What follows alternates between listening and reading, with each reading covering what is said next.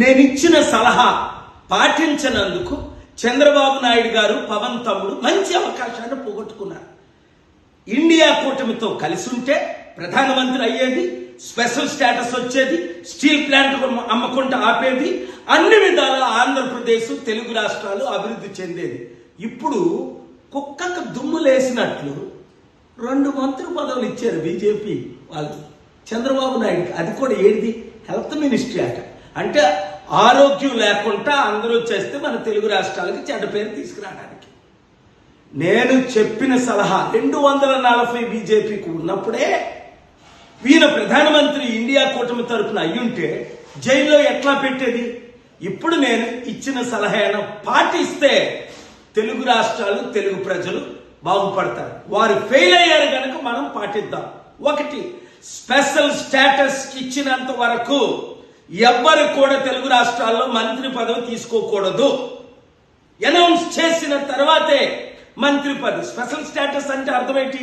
1000 కంపెనీలు ఉచితంగా మేము తీసుకొస్తాం, లక్షల ఉద్యోగాలు క్రియేట్ చేస్తాం, ఆంధ్రప్రదేశ్ని అమెరికా చేస్తాం, తెలంగాణకి రావాల్సిన నిధులన్నీ అప్పుడు వాగ్దానం చేసి ఇప్పుడు నెరవేర్చాలి. ఈ 2 డిమాండ్లతో తెలంగాణ బీజేపీ వారు 2 మంత్రులు పదవులు తీసుకోకూడదు, ఆంధ్రప్రదేశ్లో 2 మంత్రులు పదవులు తీసుకోకూడదు. బాయ్కాట్ బీజేపీ అని పవన్ తమ్ముడు సార్ వచ్చిన ఇంగ్లీష్తో మోదీషా యూ వాట్స్ గ్రేట్ సార్. ఒరే గెలిసే వాళ్ళ దయతో, ఈవీఎంల దయతో. కానీ ఇప్పుడు స్పెషల్ స్టేటస్ చూపించరా బాబు. నువ్వు రియల్ హీరో అవ్వాలంటే లేదా జీరో అవుతావు. మంత్రి పదవి కాదు, 100,000 మంత్రులు అయ్యారు, మంత్రులు పోయారు.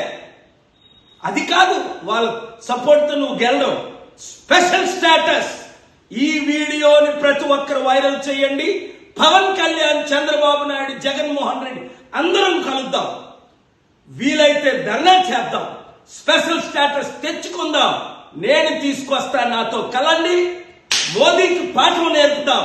తెలుగు సత్తా, ఎన్టీఆర్ సత్తా, మరొకసారి పివి నరసింహరావు సత్తా దేశానికి చూపిద్దాం, ప్రపంచానికి చాడుదాం. నన్ను 1000 ఓట్లు పడితే ఈవీఎంల ద్వారా 1 ఓటు పడకుండా చేసి ఓడిద్దామని చూస్తే నేను పారిపోతాను. స్టీల్ ప్లాంట్ అమ్మకుండా ఆపినందుకు నాకు పనిష్మెంట్ ఇద్దాం అనుకున్నారా? ఇప్పుడు మా తెలుగు సత్తా చూపిద్దాం. సబాష్ అనిపించుకుందాం. ఖబర్దార్ అందాం. ఏ మంత్రి పదవి తీసుకుంటే ఆ మంత్రిని మీరు బాయ్కాట్ చేయండి.